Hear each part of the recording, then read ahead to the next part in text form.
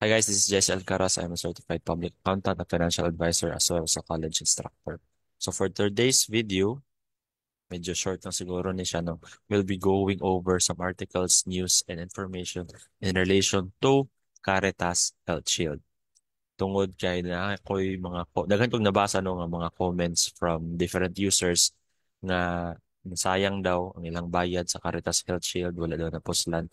And medyo recent lang jud pud ni siya no nga panghitabo. That is why it's somewhat, well, actually last year siya nahitabo, but kahit paano no, it's a good thing na ma-discuss na to siya.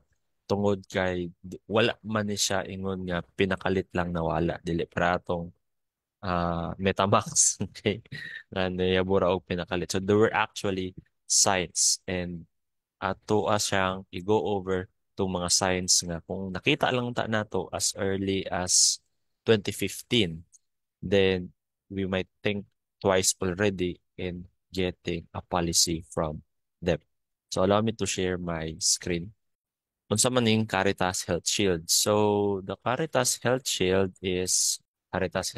They are an HMO, Health Maintenance Organization, wherein after ka mokuha og policy from them, they will take care of your hospital bills, your mga bills sa mga doktor.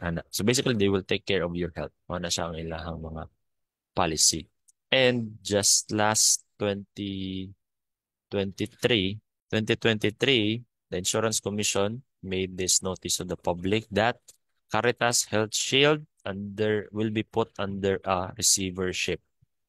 Effectivity date is August 1, 2023. So just last year. So unsa man ning receivership? According to Google, if an insurance company fails, it may be placed in a receivership. Receivership is a process in which an independent person or receiver takes control of the company's assets to pay off its debt.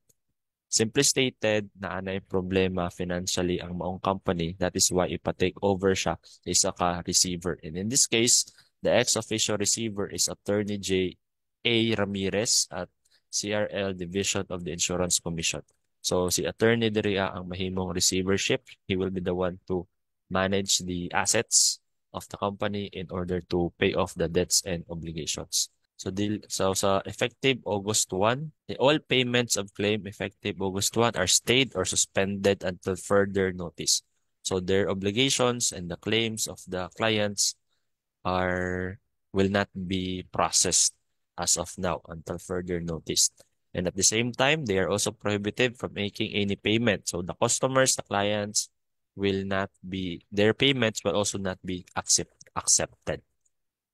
Ayun. So this happened 2023 and effectivity niya is August 1. So again, sama sa giingon ako kanina, it did not happen overnight. Mao ba daw tong nagbasa-basa ko, nag-research ko og mga financial statements nila way back 2015.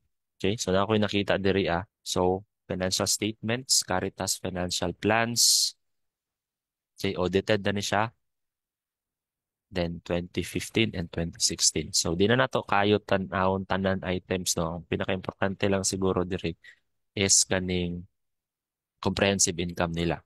So as of 2015, for the period 2015 and 2016, Caritas Health Shield, okay, kita ninyo, lugi sila 61 million 2015 and in 2016 41 million. So that's a red flag already na losses ang ilahang operation.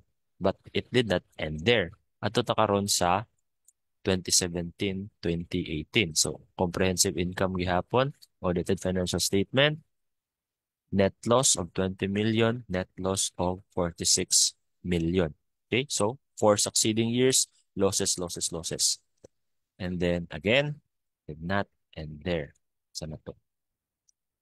So this is 2019, 2020 comprehensive income. What happened? Losses 30 million, 32 million, and then nasa net profit na 40 on 2020. So 5 years straight losses, and then on 2020 they were able to make a profit. And again, it did not end there. So naatay 2021, 2022 nga financial statements.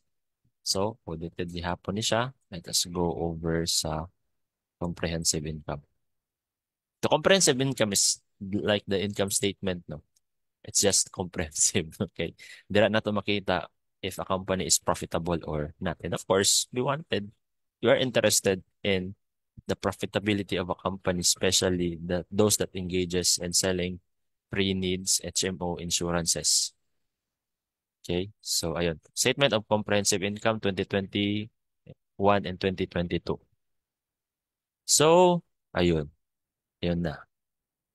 So, 2015 to 2029, 2019, 5 straight years, losses. 2020, nakaginansya. 2021, losses again, 63 million. And pinakalala, 2022, losses again, 116 million. Atong nga gamay lang man dito nga mga data atong nakikita, no? But it already gives us a clear idea on the financial status of this particular company. 2015, okay? Nag-receivership sila 2023 pero way back 2015 they are already experiencing losses. Okay, wala na ako siya gitan-aw no sa mga previous pa nga years but you can do your own diligence kung unsa ba yung tuiga sila nagsugod og ka lugi. I guess that's it for this video and that's all and may hapon sa tanan.